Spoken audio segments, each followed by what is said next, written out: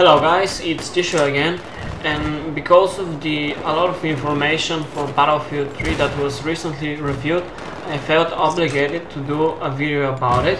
It's going to be all the information packed in a short video that will be much more easier to watch than to read the whole article. First of all, I'm going to start with the main thing they reviewed. They call it Meet the Crew. They posted 3 pictures for each faction, in which they show the support, engineer, recon and assault for each faction. Here is a picture. This is the Chinese faction. Here you can see it, they look pretty cool, but we have seen them already. That's the Russian. They look pretty nice too, and the US, which in my opinion look very nice. And as you can see, the recon and the assault are women, or at least that's what I think. They will introduce some new features in Battlefield 4, and the engineer is going to get some of them. This time around, the engineer has a lot more variation in anti-vehicle weapons. They have more tactics and more weapons that they can use at their disposal. This includes everything from high damage weapons that may be more challenging to use, like the RPG, or to fire and forgot smart weapons with low damage, like the MBT low, and the fan favorite wire-guided engineer missile, the FGM 172 SRAW, that you might recognize from Battlefield 2. I read that from the article. I haven't played Battlefield 2. If any of you can tell me in the comment section below if this missile is powerful and good for destroying air vehicles, let me know. The support kit is still going to have the C4 because a lot of the community feedback wasn't the best when they said the recon is only going to get it. But don't get disappointed, the recon is still going to have the C4. So support and recon have the C4, which shows some variety.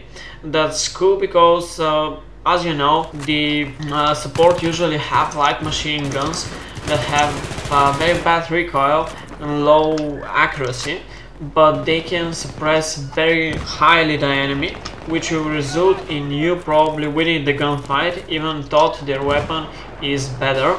The recon has gotten a much needed boost to mobility, as well as the return of the Spec Ops playstyle from Battlefield 2. The recon can have a carbine, C4 of course, or a claymore, which is very surprising, and of course the motion sensor, which are very familiar to us from Battlefield 3. There will be sniper rifles, of course, and something I really like, the ability to zero your sight. You have this option in Arma 2, if any of you play it. Arma 2 and DayZ, even DayZ the mod has it, I think, and it's very useful for long range sniping. Finally, the recon players can still utilize the MAV, tugs, and of course the radio beacon to help out their team. Radio beacons are very helpful on rush servers. They finally decided to release some information regarding the suppression, which is one of the most frequently discussed systems in Battlefield 3. Suppressions will return in Battlefield 4, which for me is a good thing because I like it, but they're going to redesign it based on the feedback of the community. They're going to increase the suppression effect of light machine guns exclusive to the support kit, while other weapons are less suppressive.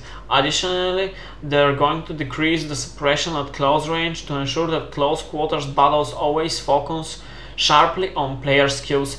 Besides changing the visual effects of suppression, they're also replacing the accuracy penalty in Battlefield 3 with a scope sway effect, similar to what snipers get in Battlefield 3 while suppressed. A skilled focused player can keep his aim on target and get hits even while under the effect of suppression.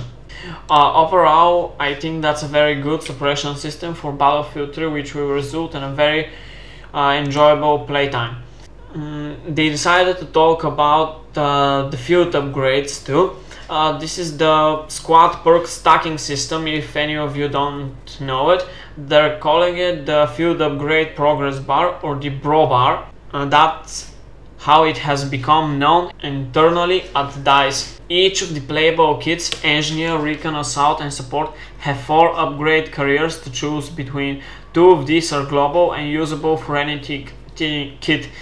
One of them focusing on offense and one of defense. Offense starts with sprint and goes through ammo, more grenades and reduced fall. This gives you quicker sprint speed, more available ammo magazine, one extra hand grenade, and allows you to fall from greater height without taking any damage.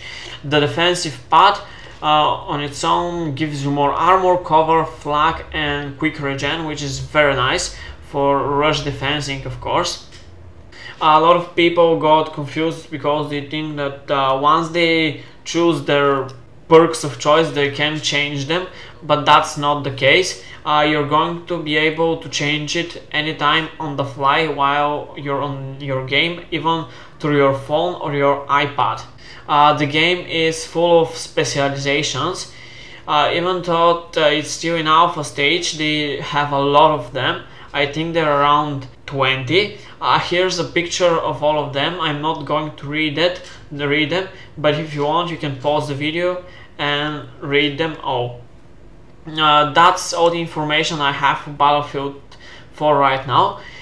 Expect more videos from me this manner, because I really find much easier to just watch a video and listen to all the information rather than read the whole thing. See you guys in the next video. I hope you enjoyed this one. If you did, please leave a like and a comment.